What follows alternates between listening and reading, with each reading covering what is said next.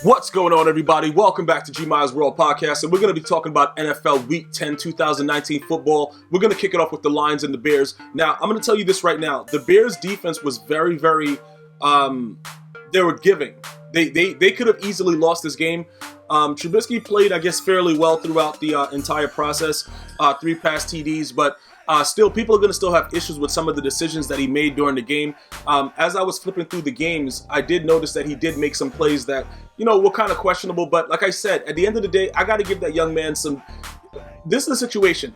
The Bears defense was supposed to be that stout defense that was supposed to not give up a lot of points and then give him an opportunity to just make a couple plays to win the game. So it wasn't formulated that this guy was going to come out and throw the ball 50 or 60 times and win games. That was never the purpose of it. But that looks like what they tried to turn it into this year, which is why they are 4-5. But we have to wait to see. Obviously, Stafford didn't play, so it probably should have been a little bit more of a blowout, but the Bears did give up plays to the backup quarterback of the Lions, so it didn't work out the way everybody thought, but the Bears came away with a much-needed win. The Ravens and the Bengals. Right now, I don't know if there's another quarterback playing better than Lamar Jackson. 7 total TDs in the last 2 games, 4 pass, 3 rush. Everybody's going to be talking about that run that he did yesterday forever. You can compare it to Michael Vick's. It was something about, I don't know what's going on, but like I said, if you guys go back to the podcast of the playoffs last year, all right, I tweeted it out. Lamar Jackson had an unbelievable, horrific experience in that playoff game. They booed him. They did all kinds of things to him. And I said, if he goes into the offseason believing that he can play quarterback and does what he's supposed to do and put the work in, he will be fine. And that's what he did. And he did even more than that. That dude, he put everything into showing everybody that he's better than what they thought he was. And it's a very, very beautiful thing to see what he's doing, man. The Bengals are not a good team. They're obviously trying to get the number 1 pick, and they're tanking the whole season. So they may go 0-16 the same way the Lions did, a few years back. And we'll see what happens with that. But other than that, man, the Ravens just dominated a poorly coached team. The personnel, AJ Green, misstep, all kinds of, it's just a disaster over there, bro. I don't know what's going on, but it is what it is. The Bills and the Browns. The Bills gave this game away in a lot of different ways, leaving the Browns in the game throughout the end. Obviously, Baker Mayfield was able to make a play at the end. It was a much-needed win for the Browns. I don't think, based on the way they've been playing, that I see any way that they can turn this around and go to 10-6 and possibly make the playoffs. So I would say that their season is probably over. But the Bills did have many opportunities to kind of close this game out. It was a very, very wild game. The most important thing that I saw from it is that OBJ looks like he gained a little bit more confidence. That's pretty much it. The Panthers and the Packers, it came down to one play, snowy atmosphere, crazy game, and you give it to McCaffrey and he couldn't get in. And that's pretty much what the name of the game was. The Packers winning this game, it wasn't really surprising because that's the frozen tundra, bro. You better win there. That's all I was saying. When I saw the snow falling, this is what it is, right? When you go to somebody's territory and they have the advantage based on the surroundings and the weather, that team should always win.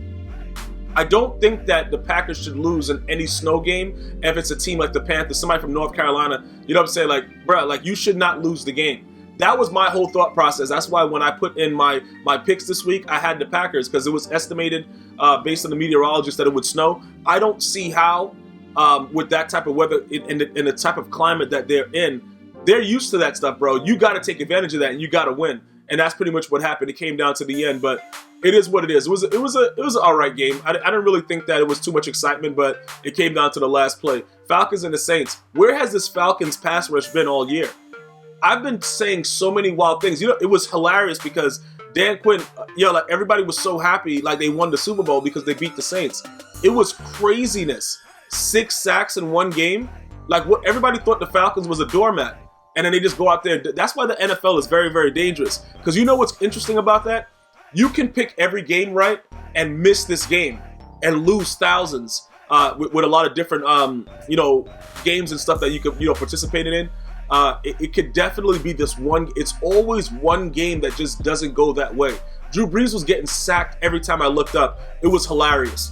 You know what I'm saying? And then the Falcons doing whatever they want. But then again, you know, Matt Ryan threw a pick after they had just gotten a stop. Matt Ryan was trying to give them the game back, but the defense was just too much, man. Congratulations to the Falcons. I was talking all kinds of crap, and it just didn't work out that way. The Giants and the Jets. Now, this was a wild game because Danny Dimes was doing whatever he wanted, and they still lost. And it's kind of weird when the New York team battle, you know, they battle it out because obviously they're in New Jersey. They're not really in New York, but they're New York teams. But this was crazy. This was outrageous, bro.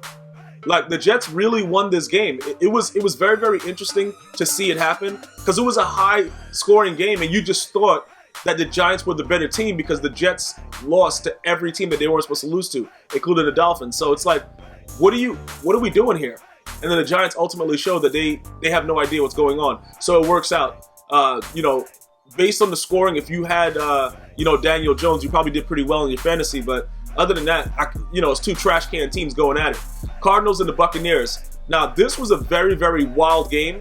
You know, Jameis Winston came up with a huge win here.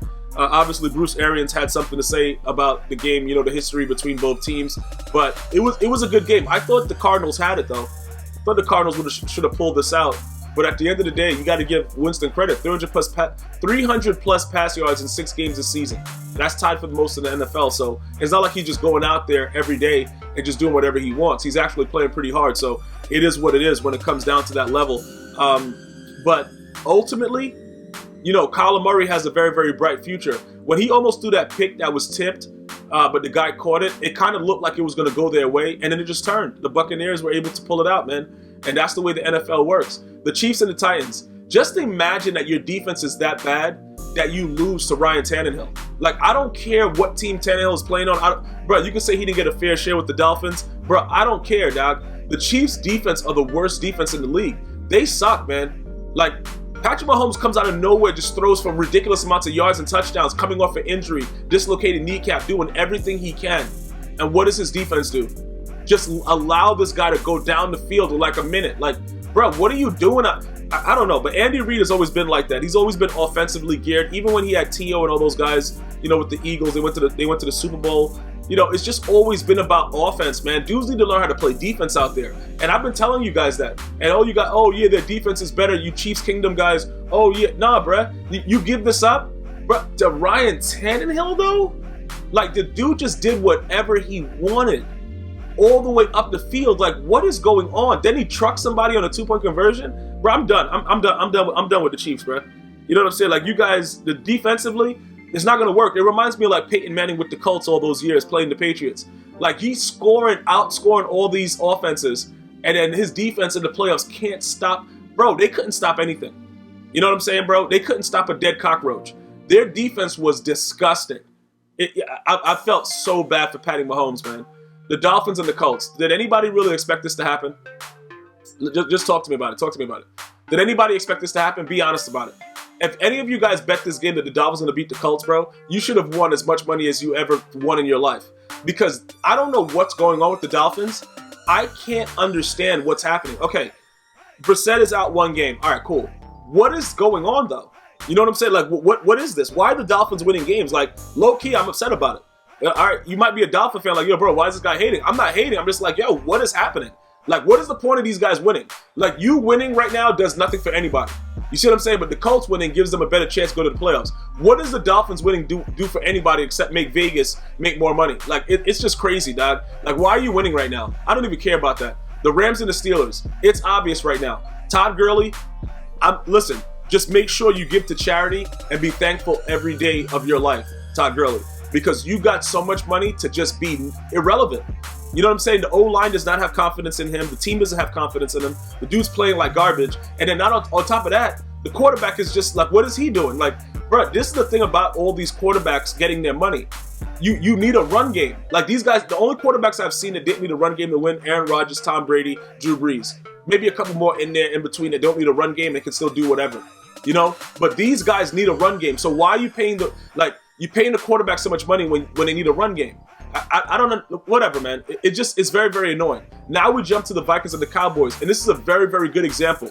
Okay, Dak Prescott threw for 300 yards. He had all kinds of craziness going on. They still lost the game because Zeke was under 100 yards. Now, you might say it's not Dak Prescott's fault, but the scenario stays the same. If Zeke is under 100 yards, they still almost always lose. That's the scenario, and that's what Mike Zimmer did. He took away Zeke and said, look, go ahead, throw the ball, do whatever you want to do. Keep in mind that a lot of those yards came in after they were down 14-0. So it wasn't like he started off with a head start with Dak. It wasn't like he started off like that. It's always comeback yards. If he gets out in front, it loosens everything up, and it would change the game. But he's always fighting from behind because of certain throws that he makes early on in the game. So I'm not knocking Dak Prescott for it. I'm just saying, Tom Brady threw for 500 and something yards, and lost the game. Well, that was all defense too, but their defense played pretty well. 20-24, Kirk Cousins was throwing dots. Rudolph had some crazy catches. It was a crazy game. But at the end of the day, the scenario remains the same. You keep Zeke under 100 yards, you beat the Cowboys. I don't care if Dak throws for 1,000,000 yards, and it is what it is. I want to thank you guys for joining me for Week 10, 2019. Make sure you go ahead and download these podcasts on iTunes, iHeartRadio, Spotify, and we're all over the place syndicated. GmiasWorld Podcast. Search it. Until next time, one love.